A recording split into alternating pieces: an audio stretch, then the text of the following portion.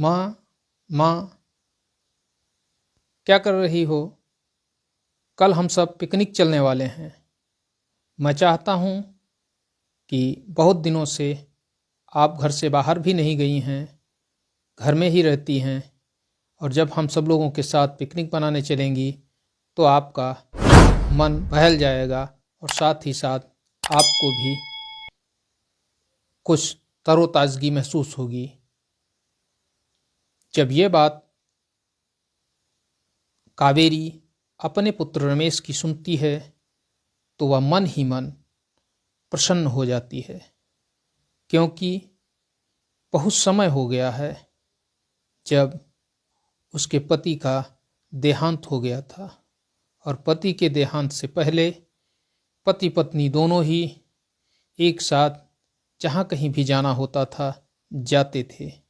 लेकिन उसके बाद से कावेरी केवल और केवल अपने घर में ही रह रही थी।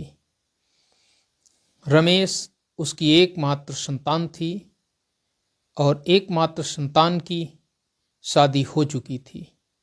उसका विवाह मानवी नाम की एक लड़की के साथ हुआ था। मित्रों, मानवी, रमेश और कावेरी और रमेश के एक बेटा और एक बेटी जिनका नाम रिया और प्रशांत था, वो साथ में ही रह रहे थे।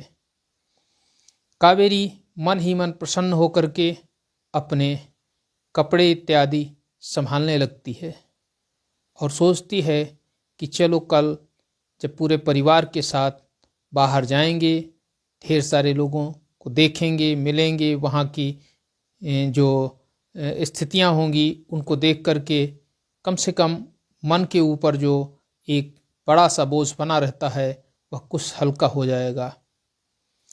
लेकिन रमेश के द्वारा अपनी माँ से कही गई ये बात उसकी पत्नी मानवी की समझ में नहीं आई थी, क्योंकि मानवी बहुत ही इस बात से क्रुद्ध थी कि रमेश अपनी माँ कावेरी को भी अपने साथ पिकनिक पर ले जाना चाहता है।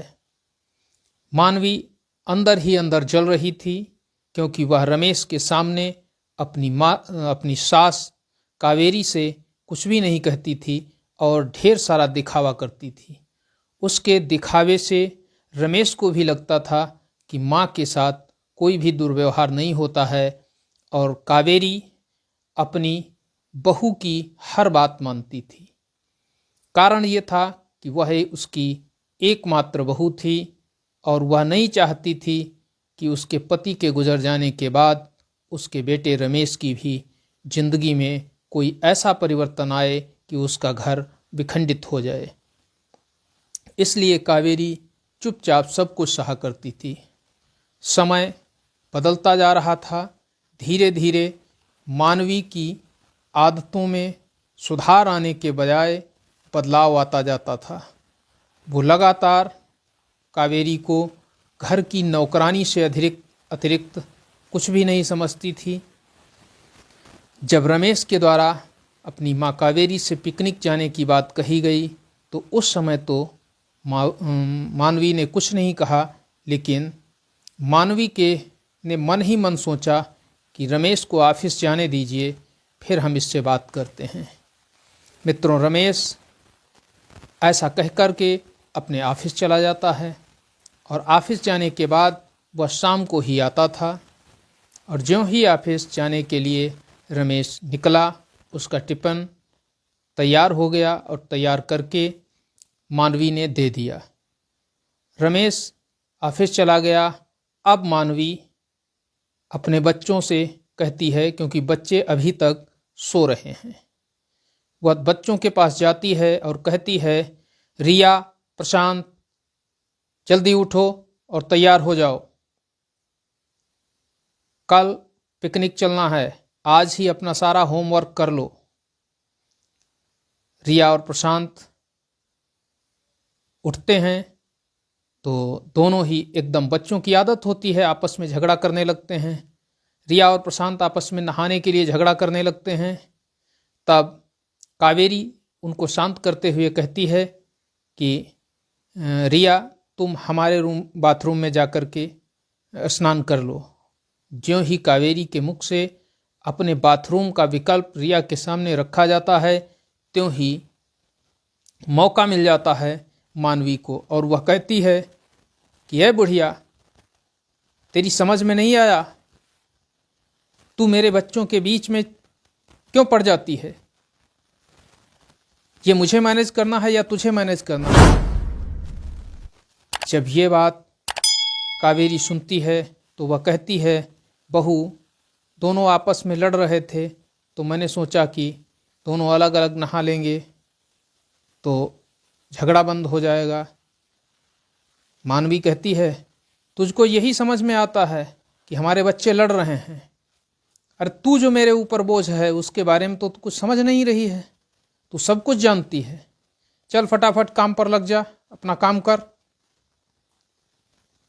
तुरंत ही कावेरी किचन में चली जाती है और जो कुछ भी भोजन में बनाना होता है वो बनाने लगती है। इधर ये जो मानवी थी वह अपनी पिकनिक पर जाने की तैयारी करने लगती है और कुछ ही समय बाद कावेरी के पास आकर के कहती है कि सुन बुढ़िया, पिकनिक पर जाना है ना कल तुझे? तो कावेरी समझ जाती है, क्योंकि प्रतिदिन उसके साथ जो होता था वही स्थिति आज भी थी। कावेरी कहती है, नहीं मैं नहीं जाऊंगी, वो तो ऐसे ही रमेश कह रहा था। तुरंत ही मानवी की तेवर बदल जाते हैं और वह कहती है कि मैं सब कुछ जानती हूँ, तू क्या कहना चाहती है? तू चाहती है कि तू कहे भी ना और तेरा बेटा तुझको लेकर भी जाए। तू मेरे साथ चलेगी और रंग में भंग डालेगी। तुझको तो देखना ही मैं पसंद नहीं करती हूँ, लेकिन क्या करूँ, पता नहीं क्या तूने अपने बेटे पर किया है कि मेरा पति मेरा न होकर के तेरा बेटा बनकर रह रहा है। लेकिन परेशान न हो, जल्द से जल्द हम इसको भी संभाल लेंगे। कावेरी एक शब्द नहीं बोलती है और बेचारी किचन के काम करने लगती है। दिन पूरा बीत जाता है और संध्या समय जब रमेश को ऑफिस से आना होता है उससे पहले ही कावेरी से जाती है और मानवी कहती है कि सुन बुढ़िया, उससे अगर रमेश कहते हैं कि चलना है पिकनिक पर तो सीधे स्पष्ट तौर पर मना कर देना, और अगर मना नहीं किया तो समझ लेना मुझसे बुरा तेरे लिए कोई नहीं होगा। मैं उनके सामने तो कुछ नहीं कहती हूँ, लेकिन तू समझ लेना उसके बाद परमानेंट तुझको मेरे साथ ही रहना है। कावेरी क्या कर सकती थी, वो तो जानती थी कि उससे चिढ़ रही है मानवी। इस वजह से उसने हाँ में सर हिलाया और शाम को सारा काम निपटाने के बाद जब रमेश आया तो रिया उसके लिए खाना लगाती है और कहती है, सारा दिन काम करके थक गई हूँ। तुम्हारी माँ है वो तो कोई काम भाई करती नहीं है, और फिर माँ जी हैं उनसे हम कह भी तो नहीं सकते हैं। ऐसा कह कर के वो रमेश को प्रसन्न करना चाहती है और रमेश भी खुश हो जाता है और वह कहता है कि चलो माँ तो माँ है, माँ को काम करना भी नहीं चाहिए। जब उनकी इतनी अच्छी बहू है तो उन्हें काम करने की आवश्यकता क्या है। मित्रों, रात हो जाती है और रात को सभी अपने अपने कक्ष में सोने चले जाते हैं। उसके बाद सुबह मॉर्निंग में रमेश उठता है, क्योंकि अगले दिन छुट्टी होती है और उसी दिन उनको पिकनिक पर जाना होता है। तो रमेश उठता है और अपने बच्चों को उठाता है। इधर रिया और प्रशांत पिकनिक पर जाने के लिए जल्दी ही उठ जाते हैं और उठकर तैयार होने लगते हैं। उधर मानवी भी अपना जो पिकनिक का सामान था वो सब पैक करने लगती है। दूसरी तरफ कावेरी जो कि जा कर के जो काम था वो काम करती है। काम करने के बाद अपने बिस्तर में ही फिर से लेट जाती है, और जब वह लेट जाती है तो रमेश थोड़ी देर में उसके पास आता है और कहता है कि माँ, तुम अभी भी लेटी हुई हो, उठो, तैयार हो, आज पिकनिक पर चलना है। मैंने कल ही आपको बताया था, आज फिर भी नहीं तैयार हुई। आपको चलना ही है। तो जो कावेरी होती है वो कहती है कि नहीं बेटा, ऐसा करो, तुम लोग पिकनिक पर हो आओ, आज हमारा मन नहीं कर रहा है, कुछ सर दर्द हो रहा है, इसकी वजह से मैं चाहती हूँ कि मैं घर पर ही रुकूँ। रमेश बहुत ज़्यादा प्रेशर डालने लगता है और वह आता है, उसका मस्तक छू कर देखता है, नाड़ी देखता है और कहता है, माँ तुम्हें बुखार उखार तो कुछ भी नहीं है, शरीर भी गर्म नहीं है, फिर भी आप बहाना बना रही हैं, लगता है आप मेरे साथ चलना नहीं चाहती हैं। तब कावेरी कहती है कि नहीं बेटा, ऐसी कोई बात नहीं है, लेकिन मैं चाहती हूँ कि आज मैं घर पर ही रुकूँ। रमेश जिद करने लगता है और जिद करके उनको तैयार करने लगता है और कहता है, तुरंत तैयार होइए और मेरे साथ चलिए। मित्रों, अब कावेरी कर भी क्या सकती थी, लेकिन उसकी निगाहें लगातार मानवी के चेहरे को देख रही थीं, जो कि अंदर ही अंदर आग बबूला हुई जा रही थी। उसकी आँखें इस तरह से कावेरी को देख रही थीं जैसे कि उसको खा ही जाएंगी। लेकिन रमेश तो मानने का नाम नहीं ले रहा था। वह अपनी माँ को तैयार करने में लगा हुआ था और अंततोगत्वा वह अपनी माँ को तैयार ही कर लेता है।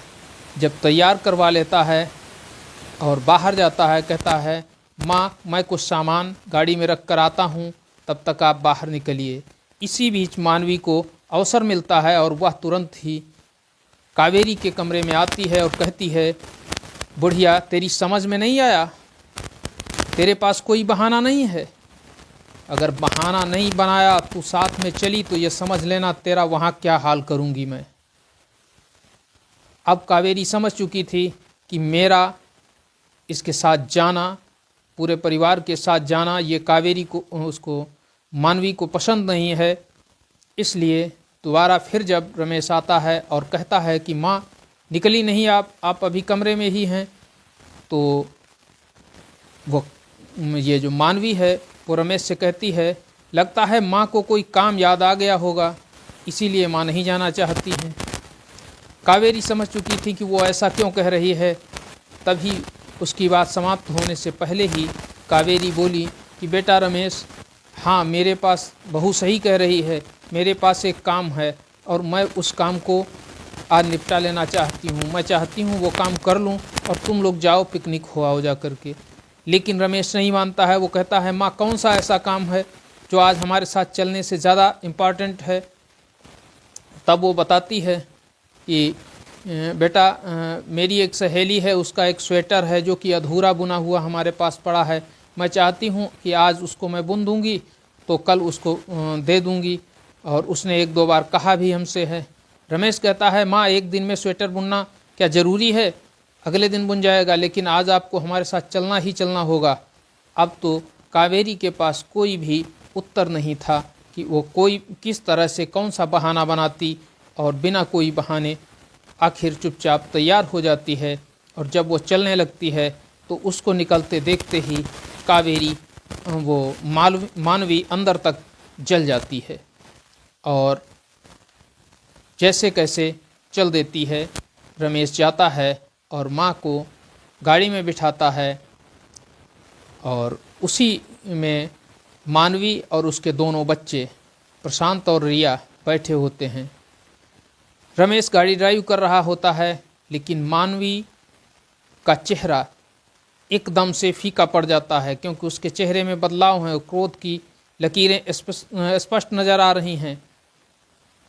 तो वो कहती है मानवी कि मेरा कुछ मन नहीं, कुछ सरदर्द मुझे हो रहा है। रमेश कहता है कि सरदर्द तो कुछ नहीं हो रहा, बेवकूफ़ मत बनाओ, अभी तक स्वस्थ थी, लगता है माँ को ले चलने से तुम्हें दिक्कत हो रही है। मानवी कहती है, ऐसा मैंने कब कहा, और तुमको तो हर समय यही लगता है, चाहे सारे दिन मैं काम करूं उसके बाद भी तुमको लगता है कि तुम्हारी माँ ही काम करती है। खैर, माँ तुरंत ही बीच में बोल देती है कावेरी और कहती है कि नहीं रमेश, ऐसी बात नहीं है, बहू दिन भर काम करती है, थक भी जाती है, समस्या हो सकती है। रमेश कहता है ठीक है माँ, चलते हैं पिकनिक पर, अगर वहाँ कोई दिक्कत आएगी तो कोई मेडिसिन ले ली जाएगी। ऐसा कहते हुए वो सभी चले जाते हैं पिकनिक मनाने के लिए। और एक बड़े से पार्क में पहुंचते हैं। ज्यों ही वहाँ पर गाड़ी रुकती है त्यों ही दोनों बच्चे रिया और प्रशांत उतरकर उस मैदान में खेलने लगते हैं। रमेश अपनी माँ कावेरी को और पत्नी मानवी को बाहर निकालता है गाड़ी से और सामान उतार करके एक किनारे रखता है। मित्रों, जो मानवी है वो लगातार कावेरी को ही देख रही है और इस तरह से देख रही है जैसे वो खा जाएगी। और कावेरी भी अंदर तक कांप रही है, क्योंकि वो जानती है कि आज उसके द्वारा जो गलती हुई है इनके साथ यहाँ आकर के, ये मानवी इसका बदला अवश्य लेगी और क्या करेगी ये उसे भी पता नहीं है, क्योंकि मानवी की नस नस से कावेरी वाकिफ हो चुकी थी। मित्रों, इसी बीच बच्चों के साथ खेलते हुए रमेश कुछ दूर निकल जाता है और बच्चों को के साथ खेल रहा होता है। यही एक अवसर मिल जाता है उसको, मानवी को, और वह देखती है कि उसकी सास कावेरी, जो कि एक पास में ही छोटी सी पहाड़ी होती है, उसके ऊपर चढ़ जाती है। अब मानवी भी यहाँ से सीधे अपनी सास कावेरी के पास पहुँचती है और उससे कहती है, बुढ़िया, तुझसे मैंने कहा था कि तू ना आ, लेकिन तू जरूर आई। कावेरी कहती है, बहू मैं क्या करती, तुम तो देखती ही थी कि रमेश जबरन मुझे यहाँ लेकर के आया है, मैं तो नहीं ही आना चाहती थी। कावेरी कहती है, वो मानवी कहती है, आना नहीं चाहती थी? तेरे मन में 100% था कि तू यहाँ आना चाहती है, वो तो उन्होंने कह दिया, तुझे तो अवसर की तलाश थी, मौका मिला तुरंत निकल ली, और तूने जो आज मेरा मूड खराब किया है उसका प्रतिफल मैं तुझे ज़रूर दूंगी, और मैं अभी इसी पहाड़ी से तुझे नीचे ढकेल दूंगी, और जब या तो मर जाएगी या तो हाथ पैर तेरे टूट जाएंगे, और टूट जाएंगे फिर देखूंगा, तब तुझे पता चलेगा हमारे साथ आने का। और ऐसा कहते हुए जब मानवी कावेरी का हाथ पकड़कर उसको ढकेलने ही वाली होती है, लेकिन ये क्या, कावेरी की जगह मानवी ही उस पहाड़ी से नीचे गिरती है। अब इधर कावेरी उसको रोकने का प्रयत्न करती है, पकड़ने का प्रयत्न करती है, लेकिन वह उसके हाथ में नहीं आती है और नीचे जाकर गिरकर बेहोश हो जाती है। ज्यों ही वो नीचे गिरती है त्यों ही कावेरी चिल्लाती है, बेटा रमेश, बहू नीचे गिर गई, बेटा रमेश, बहू नीचे गिर गई। ज्यों ही वो ऐसा कहती है त्यों ही रमेश बच्चों को छोड़ करके वहाँ से दौड़ता है उस तरफ को। बच्चे भी उस तरफ पहुँच जाते हैं। अब मानवी के पास जाने का रास्ता रमेश को दिखाई नहीं देता है, तभी वहाँ 1-2-4 लोग इकट्ठे हो जाते हैं और वह बताते हैं कि साइड से निकल करके आप नीचे जाएं और वहाँ से इसको उठाएं। तब वो रमेश और कावेरी, उसके दोनों बच्चे वहाँ नीचे पहुँचते हैं। देखते हैं तो मानवी बेहोश होती है। मानवी बेहोश होती है तब तुरंत ही कावेरी पास से ही थोड़ा पानी लाती है और उसके चेहरे पर छिड़कती है, जिससे कि मानवी को होश आ जाता है। लेकिन ऊपर से नीचे गिरने से मानवी का पैर टूट चुका था और पैर टूटने की वजह से तुरंत ही उसको ला करके एक हॉस्पिटल में एडमिट कराया जाता है। और जब हॉस्पिटल में एडमिट कराया जाता है तो डॉक्टर कहते हैं कि इसे 1-2 दिन हॉस्पिटल में ही रहना पड़ेगा।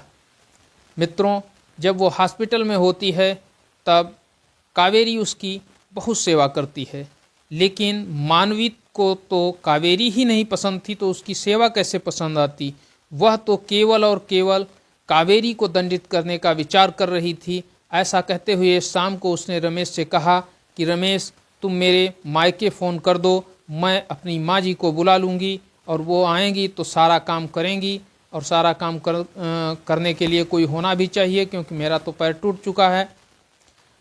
तब रमेश फ़ोन करता है और तुरंत ही उसकी माँ वहाँ आ जाती है। मित्रों, इधर जब उसकी माँ भी आ गई और कावेरी भी थी जो कि उसकी सास थी, तो अब तो कोई दिक्कत वाली बात थी नहीं।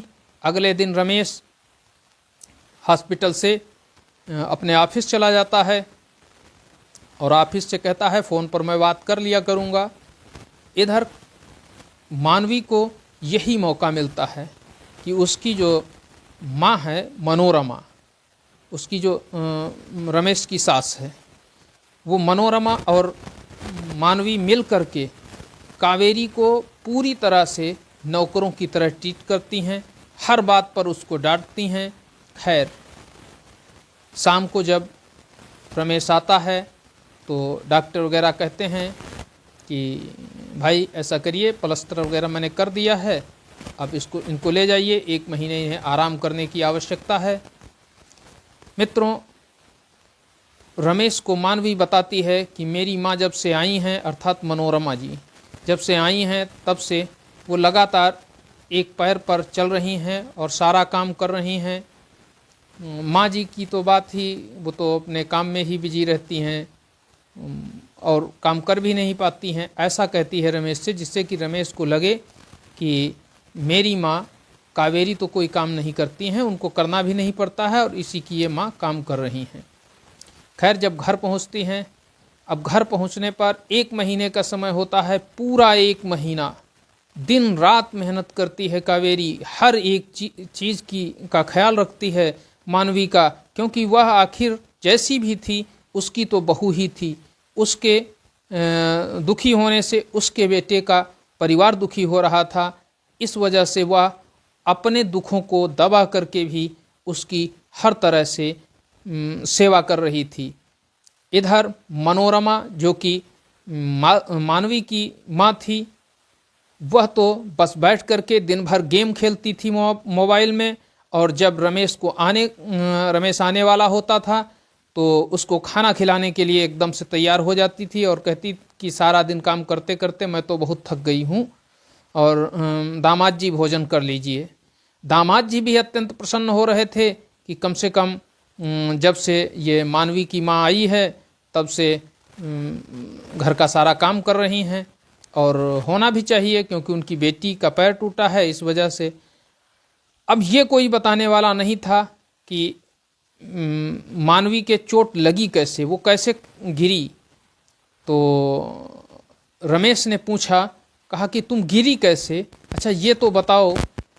अब मानवी क्या बताती, मानवी कुछ बोल पाती उससे पहले ही कावेरी कहती है कि बेटा, गिरने वाली तो मैं पहाड़ी से थी, लेकिन ये तो कहो मानवी ने मुझे रोक लिया, लेकिन मानवी स्वयं नीचे गिर गई, इस वजह से उसे चोट आ गई। अब तो रमेश और भी प्रसन्न हो जाता है, वो समझता है कि उसकी ही पत्नी ने उसकी माँ को बचाया है, और वह अपनी माँ से हंसते हुए कहता है कि माँ, ये तो ईश्वर का शुक्र करने का समय है कि आपको इतनी अच्छी बहू मिली है, जो कि अपनी चोट की परवाह न करके आपको बचा रही थी। इधर कावेरी मन ही मन सोच रही थी कि ये मुझे बचाने के लिए या मुझे गिराने के लिए गई थी, लेकिन फिर भी रमेश की हाँ में हाँ मिलाते हुए कावेरी कहती है, हाँ सही कह रहे हो बेटा, बहू तो बहू ही होती है, वो तो बेटी होती है, और बेटी कब अपनी माँ को दुख पहुँचाएगी। इधर रमेश ऐसा कहते हुए अगले दिन फिर ऑफिस चला जाता है, और ज्यों ही रमेश ऑफिस जाता है त्यों ही कावेरी से कुछ चाय बनाने का ऑर्डर देती है मानवी और मनोरमा। साथ ही साथ कावेरी को मानवी डांटती है और कहती है, खूब चापलूसी करती हो, तुम समझ रही होगी कि तुम अगर रमेश के सामने मेरी चापलूसी करोगी तो मैं तुम्हें छोड़ दूंगी। मैं तुम्हें छोड़ने वाली नहीं हूँ, मैं भूली नहीं हूँ कि तुम मेरे साथ पिकनिक गई थी, और अगर तुम पिकनिक न गई होती तो ये चोट मुझे नहीं लगती, मैं तुम्हें गिराने नहीं जाती और मुझे चोट नहीं लगती। इसका पूरा प्रतिफल तुमको मिलेगा। रुक जाओ, बस बिल्कुल थोड़ा सुधार होने दो, तुम भी याद करोगी कि तुमने जो गलती की है उसका प्रतिफल कैसा होगा।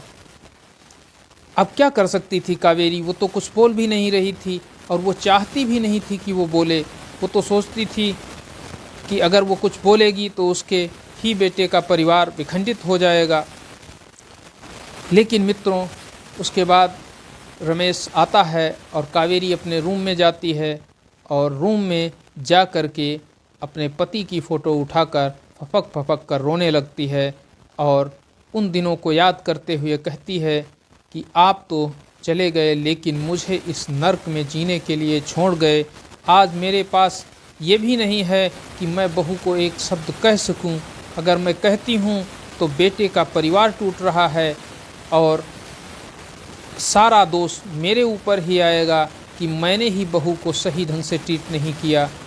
लेकिन क्या बताएं, हम किससे कहें, हम किसी से कहने वाले भी नहीं हैं कि बहू के द्वारा किस तरह का व्यवहार किया जा रहा है। जब बेटा होता है तो बहू ऐसे ट्रीट करती है कि जैसे वह कोई देवी हो, लेकिन वह ज्यों ही बेटा घर से बाहर जाता है वह किसी दैत्य राक्षसी की तरह व्यवहार करने लगती है। लेकिन अब मैं किससे क्या कहूँ, मैं कुछ कह भी नहीं सकती हूँ। केवल जितना जीना है वो जीना तो साथ में ही पड़ेगा, ऐसा ही वो विचार कर रही है। और इधर रमेश अगले दिन पुनः डॉक्टर के पास ले जाता है तो डॉक्टर कहता है अभी भी इन्हें 8 दिन तक बेड रेस्ट करनी होगी। मित्रों, रमेश को ये समझ में आता है कि अब तो इसकी माँ मनोरमा है ही, वो तो काम करती ही है, क्योंकि जितने समय रमेश ऑफिस से वापस आता था त्यों ही उसके खाने पीने का तुरंत इंतजाम करने लगती थी मनोरमा। तुरंत ही किचन से ला करके उसको अच्छा सा गर्मा गर्म खाना खिलाती थी, क्योंकि इससे पहले वो कावेरी से कह चुकी होती थी कि बुढ़िया कान खोल करके सुन ले, खाना खिलाने के लिए दामाद जी के पास तू मत दिख जाना, खाना हम खिलाएंगे और खाना बेहतर बनाना। अगर स्वाद नहीं खाने में आया तो ये समझ ले तेरी खैर नहीं है। मित्रों, कावेरी एक शब्द भी नहीं कहती। इस तरह का हुक्म उसके अपने ही घर में चल रहा था, जिस तरह का हुक्म तो पराए घर में भी व्यक्ति स्वीकार नहीं करता है। खुद का उसका बनाया हुआ घर था, खुद का उसका बेटा और खुद की उसकी बहू अपनी माँ के साथ मिल कर के उसके ऊपर ऐसे अत्याचार कर रही थी, ऐसे जुल्म कर रही थी जो कि कोई भी व्यक्ति बर्दाश्त नहीं कर सकता था। लेकिन फिर भी कावेरी बर्दाश्त कर रही थी, और वह इसलिए बर्दाश्त कर रही थी क्योंकि यही एक ममता होती है अपने बेटे की, क्योंकि उस बेटे को कावेरी ने जन्म दिया था। मित्रों, समय धीरे धीरे आगे बढ़ता है। 8 दिन होने वाले होते हैं और कावेरी से दिन रात मेहनत करवा रहे हैं। उसकी जो मानवी की सास, वो माँ है मनोरमा और मानवी। स्थिति बदलते देर नहीं लगती है, ईश्वर भी हर चीज़ पर निगाह रखता है। और ऐसी ही स्थिति आज होती है कि मनोरमा बैठी होती है और वो गेम खेल रही होती है मोबाइल पर। दूसरी तरफ मानवी को पानी की आवश्यकता होती है, लेकिन वह अपनी माँ से कहना नहीं चाहती थी, क्योंकि अगर उससे सास से अर्थात कावेरी से अगर वो पानी मांग लेती तो उसकी बेइज्जती हो जाती। तो उसने अपनी माँ मनोरमा से कहा कि माँ मुझे 1 गिलास पानी चाहिए। मनोरमा ने कहा कि मैं गेम खेल रही हूँ, तू अपनी सास से कह दे, उसको बुला ले नौकरानी को। और नौकरानी पानी नहीं लाएगी और क्या करेगी। लेकिन मानवी सोचती थी कि अगर मैं अपनी तरफ से इस कावेरी से कुछ कहूँगी तो लगेगा कि जैसे मैं इसके आगे झुक गई हूँ। इसलिए उसने सोचा कि अब तो 8 दिन के लिए डॉक्टर ने कहा था बेड रेस्ट करने के लिए, और आज तो 8वां ही दिन है, हम उठ करके जाते हैं और पानी ले लेते हैं, हम इससे नहीं कहेंगे। मित्रों, ईश्वर जो करता है वो बिल्कुल अच्छा करता है। और ज्यों ही मानवी अपने बिस्तर से उठ करके पानी लेने के लिए आगे बढ़ती है, त्यों ही मानवी नीचे गिरती है और एक बार फिर से उसकी टांग में फ्रैक्चर हो जाता है। तुरंत ही दौड़ करके कावेरी आती है और उसको उठाती है।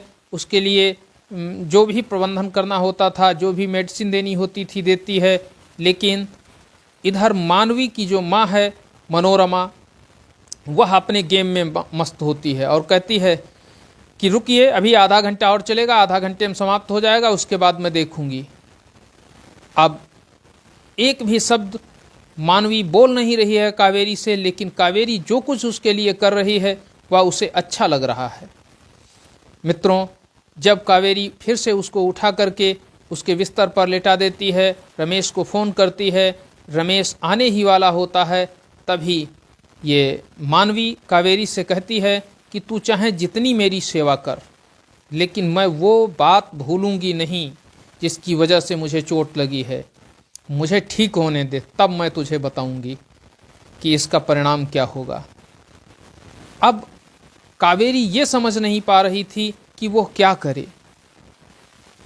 किसी की भी मदद करोगे, अगर आप लगातार मदद करते हो तो उसका भी हृदय परिवर्तन हो जाता है, लेकिन आज उसकी स्वयं की अपनी बहू के हृदय में 1% भी परिवर्तन नहीं हो रहा है। चाहे वह उसके बच्चों का दिन रात ख्याल रखती हो, हर पूरे घर का काम करती हो, लेकिन उसके ऊपर उसके द्वारा किए गए किसी भी कार्य का कोई फर्क ही नहीं नज़र आ रहा था।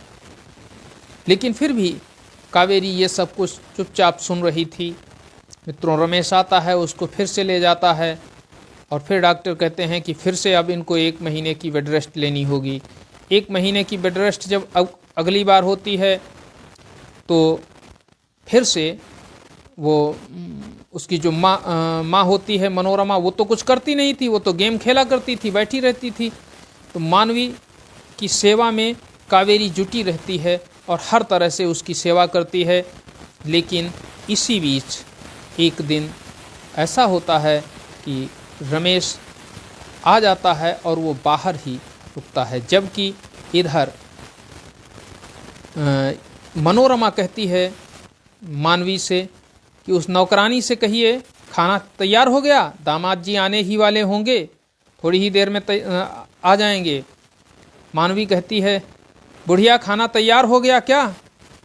तो कावेरी कहती, जी बहू तैयार हो गया, कुछ थोड़ा सा बाकी रह गया है, वो भी अभी किए दे रही हूँ।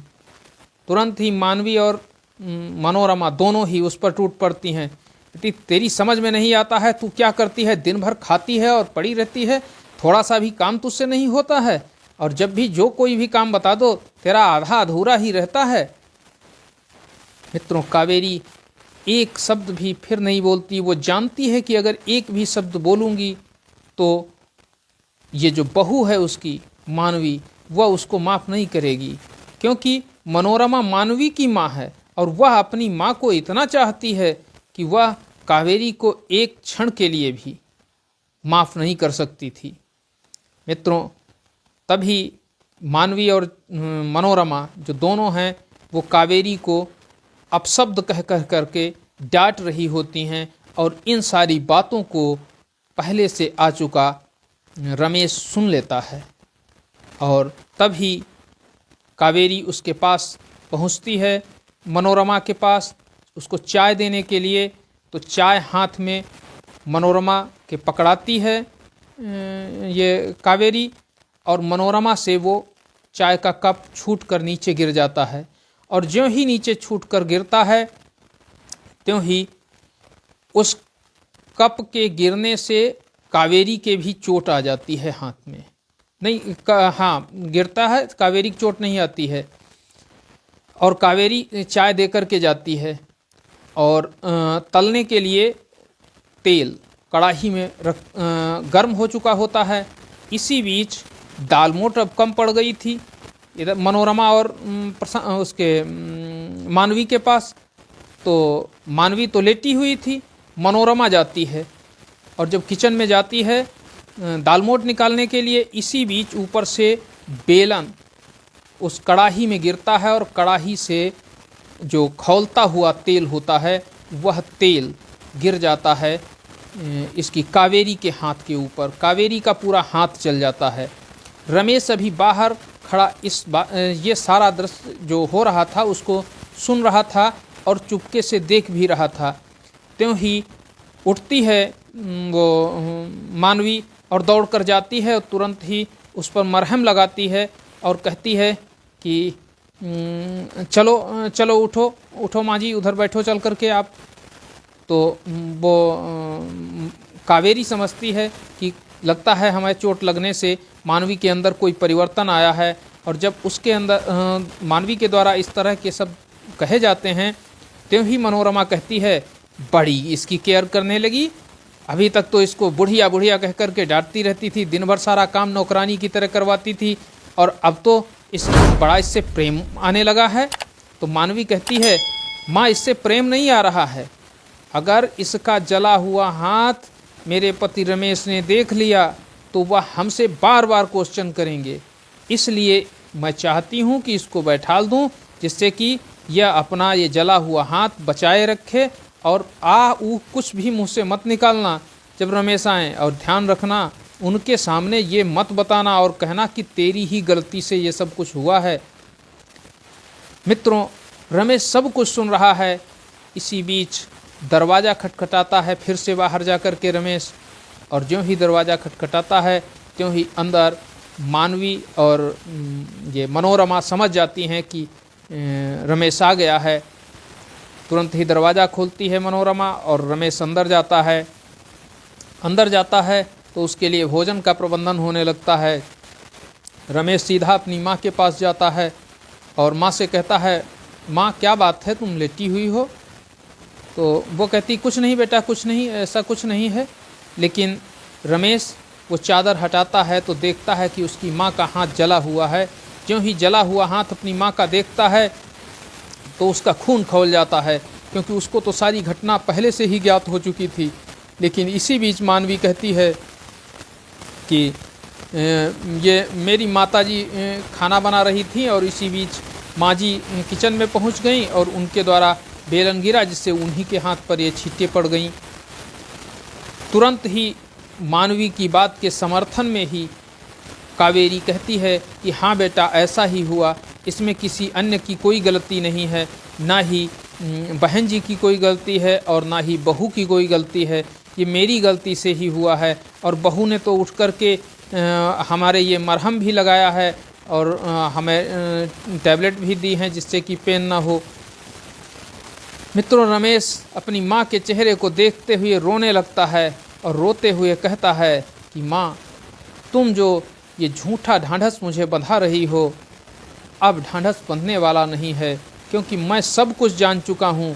क्या ये कर रही थी, आपके साथ ऐसी दुर्घटना क्यों हुई थी, और ये जो इसकी माँ है इसका ही ये सब किया धरा है। ज्यों ही ये बात रमेश कहता है त्यों ही तमक कर मनोरमा बोलती है और कहती है, अब तो तुम भी अच्छे लगने लगे इसको, मानवी को भी, और कावेरी भी अच्छी लगने लगी इसको, हाँ, ये बुढ़िया भी अच्छी लगने लगी। और ये नहीं जानते हो कि इसका जो ये पैर टूटा था मानवी का, वो किसके द्वारा टूटा था? वो तेरी माँ, इसने, बुढ़िया कावेरी ने नहीं गिराया था, स्वयं इसने तेरी माँ को धक्का देना चाहा, लेकिन ये अपने आप नीचे गिरी जा करके। ज्यों ही मनोरमा के मुँह से ये शब्द सुनते हैं, क्योंकि इसके बारे में जानकारी नहीं थी रमेश को, तो रमेश के पैरों तले की ज़मीन खिसक जाती है। वो समझ ही नहीं पा रहा था कि मेरे अपने ही घर में मेरी ही माँ, जिसका बनाया हुआ एक एक इंच ज़मीन, जायदाद, सारी चीज़ें उसने मुझे दी है, और अंतिम समय उसने मेरे पालने में तो कोई कसर नहीं छोड़ी है, लेकिन आज उसके साथ ही ऐसा दुर्व्यवहार मेरे अपने ही घर में हो रहा है। ऐसा सुन करके वो कुछ भी नहीं बोलता है, मौन होकर के सुन रहा है।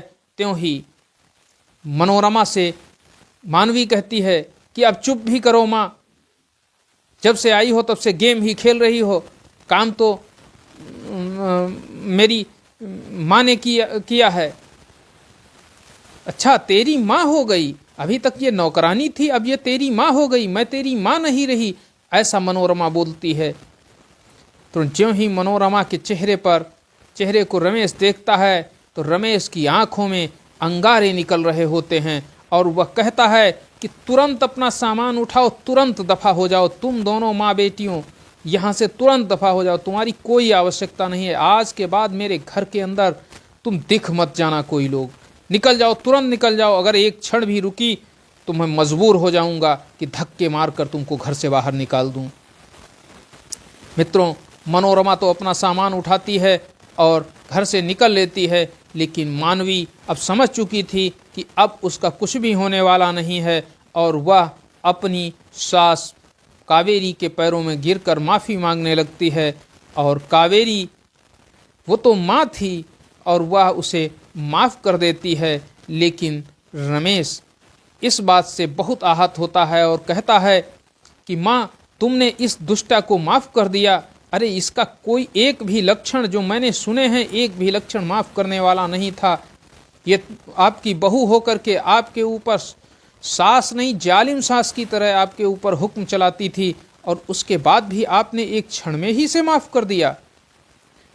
कावेरी कहती है, बेटा ये मेरी बहू है और बहू अब बदल चुकी है, उसको एहसास हो चुका है। कावेरी जब ऐसा कह रही है, रमेश कहता है, मैं ये मानने को तैयार नहीं हूँ कि ये बदल चुकी है, क्योंकि दुष्ट सदैव ही दुष्ट होता है, और दुष्ट हो अगर वो प्रखर रूप से दुष्टता करे तो उसकी दुष्टता एक बार क्षमा की जा सकती है, लेकिन इसने मेरे पीठ पीछे तुम्हारे साथ जो व्यवहार किया है वो मेरे लिए असहनीय हो रहा है। मित्रों, फिर भी बार बार मानवी अपनी माँ के पैर पकड़ती है, और तब कावेरी अपने बेटे रमेश से कहती है बेटा, मैंने क्षमा कर दिया है, अब तू भी क्षमा कर दे। यही तो एकमात्र मेरा घर है, यही तो एकमात्र मेरी बहू है, और अगर तुम दोनों के बीच में मनमुटाव रहेगा, गांठ बनी रहेगी, एक दूसरे का मन मैला रहेगा, तो भला ये घर हमारे लिए कैसे अच्छा हो सकता है। मित्रों, ये स्थिति होती है एक माँ की। रमेश माँ का मन रखने के लिए मानवी को माफ़ कर देता है और कहता है कि आज के बाद यदि एक भी तरह की तेरे द्वारा गलती हुई तो तू ये समझ लेना कि फिर चाहे जो कुछ भी हो जाए, मैं इस जीवन में तुझे कभी स्वीकार नहीं करूँगा। जिस तरह से तेरी माँ थी वो बैठकर खाती थी, ये मेरी माँ है, इसकी ही छाती पर तू जी रही है, और इसने ही तुझे वो नाम दिया है कि मेरे नाम के साथ तेरा नाम जुड़ा है। अगर ये ना होती तो तुझे रखने वाला दूसरा कोई नहीं होता। जिसके यहाँ जाती उसके यहाँ जो होती उसकी तेरी सास बनती, उसकी भी तुझे सेवा ही करनी पड़ती, क्योंकि मैं इतना बेगैरत व्यक्ति नहीं हूँ कि मैं ये जान जाऊँ कि मेरी माँ के साथ तेरे द्वारा क्या दुर्व्यवहार किया गया है और फिर भी मैं बर्दाश्त कर लूँ, तुझे माफ़ कर दूँ। लेकिन तुझे अगर माफ़ कर रहा हूँ तो वो मेरी माँ का कहना है, इसलिए माफ़ कर रहा हूँ। मित्रों, कावेरी के द्वारा जब मानवी को माफ़ करवा दिया जाता है, लेकिन मानवी भी बदल जाती है, क्योंकि वह अपनी ही माँ मनोरमा के भावों को देख चुकी थी। अपनी ही माँ, जिसे वह अपना सबसे खास समझती थी, उसको देख चुकी थी कि जब ज़रूरत पड़ी तो केवल और केवल कावेरी खड़ी हुई थी, जो कि उसकी सास थी, जिससे कि वह सदैव जलती रहती थी। लेकिन आज जब समय पड़ा तब वही उसके साथ खड़ी हो रही थी, वो लगातार उसके ऊपर पर्दा डाल रही थी, और जिसकी वह बेटी थी वह उसको उतना महत्व नहीं दे रही थी, वो केवल अपने में मस्त रहती थी। समय धीरे धीरे आगे निकलता जा रहा था और आज पूरा परिवार एकजुट होकर के रह रहा था। आज मानवी को अपनी गलतियों का एहसास हो चुका था और अब वह सारा काम स्वयं करती थी और अपनी सास कावेरी की पूरी तरह से सेवा करती थी, क्योंकि वह जानती थी कि अब अगर उसके द्वारा एक भी गलती हुई तो उसका जीना हराम हो जाएगा। मित्रों, इस तरह से ईश्वर की जब कृपा हुई तो जो कावेरी है उसका जीवन बदल गया। जहाँ वो अपने ही घर में नौकरानी बनकर रहती थी, आज उसे फिर से एहसास हुआ कि यह उसका अपना घर है। मित्रों, कहानी समाप्त होती है। वीडियो यदि पसंद आया हो तो इसे लाइक करें, चैनल को सब्सक्राइब करें और साथ ही साथ शेयर करें। मिलते हैं अगले दिन एक नई कहानी के साथ। तब तक के लिए जय हिंद, जय भारत, नमस्कार मित्रों।